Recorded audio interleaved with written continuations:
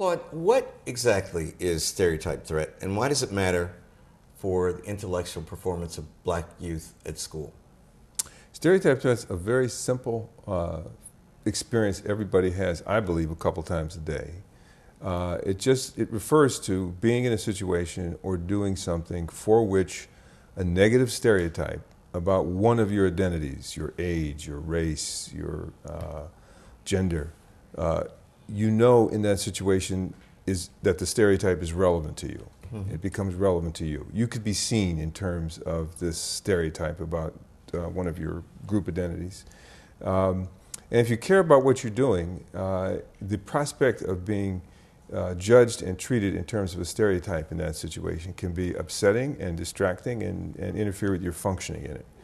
You know, there are thousands of examples of this. I remember being a psychology department chair, and the department for a period got moved to where we had to report to a natural science dean rather than a social science dean. And my first couple of meetings with the new natural science dean, I presented psychology as the hardest edge science. You know, it's big science, and I'm a social psychologist, and you know we don't really have that much big science, big equipment needs. So I came out one time saying, why am I presenting psychology that way? And perhaps it was a comfort to myself, but the answer was stereotype threat. I'm worried that at some implicit level, not even fully aware of it, that this dean, this chemist in this case, could be looking at psychology, not my race, not my age, but my profession, my discipline, as a soft, mushy field. And in the competition for resources, that might be used against me. So that's a good example of stereotype threat, and since it's outside the race domain, you can see how general a phenomenon it is. Does it obtain throughout life? For example, let's say hypothetically that one was an African American and you were the first provost at an Ivy League school. Would stereotype threat visit itself upon you in that situation?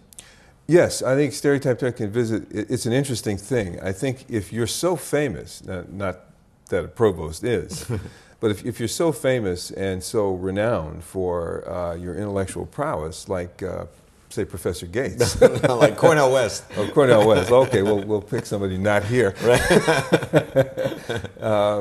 You're pretty confident. It's a simple calculation. You're pretty confident that a lot of people know who I am, and so they're not going to judge me in terms of that stereotype. It's not relevant to me. You won't really experience a good deal of it. But you could be a professor at a very distinguished professor, let's say, and everybody in your field could know who you are.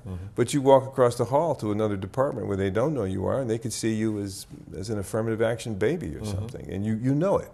You know that they could see you that way. You have a sense that they don't know, I'm not well enough known here for my reputation to deflect that possibility, and so I could be judged this way, and there it is again. Okay, so what do we do about it? It seems to me, you know, Evelyn Higginbotham and I teach a course on the great debates in the African American tradition. It's a lot of fun. So I could imagine adding a unit on stereotype threat, and have one person would say, we have to teach our non-black colleagues that this exists, and they have to change their attitudes and change the environment in which we function. Or from my point of view, we have to hypnotize black people. And I'm being funny, you know, but somehow we have to get this idea out of their minds, if that's possible to do. Well, I think one thing that might fit the kind of thing you're going for there is to teach people about it. I think if you know about it, that's a first step toward reducing its impact in critical situations, because then you may know how you feel and why you feel that way. And if you know why you feel the way you seem to be feeling in this situation, why you can kind of get past it a little bit. It's not knowing about it and having the feeling that amplifies the whole experience. And if you know about it, you can defang it a little bit. That's a good point. Yeah, just like any kind of self-knowledge, it helps you deal with the situation you're facing. But in most of the research, and probably that's where the last 10 years of research have been focused on, and done a lot by other people, but they focused on what factors make it really strong in a situation. Integration makes it really strong. Being a tiny minority for anybody makes it a strong factor.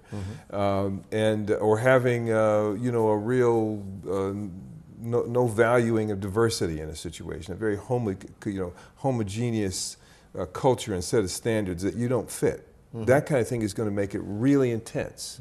This is, I think, one of the most compelling arguments for diversity in a situation, is that when there are a variety of ways of being that are valued and that function well in a situation, then any particular one is not a big deal. And situationally, in that way, you make the threat very, very minor, a minor factor in the situation. So most of the research has looked at how you do this in a classroom, how you do this in a workplace.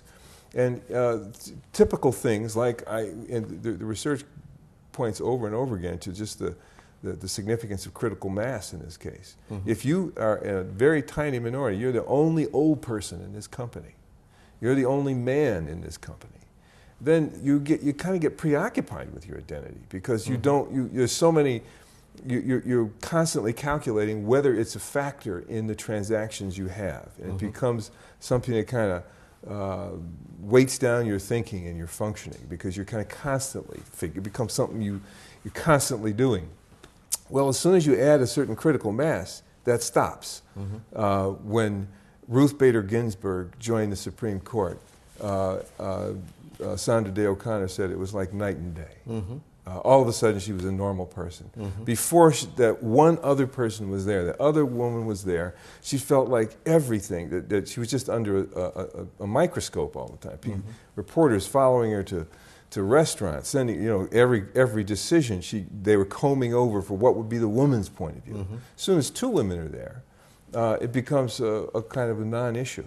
Thank you. Thank you very much, man. Great.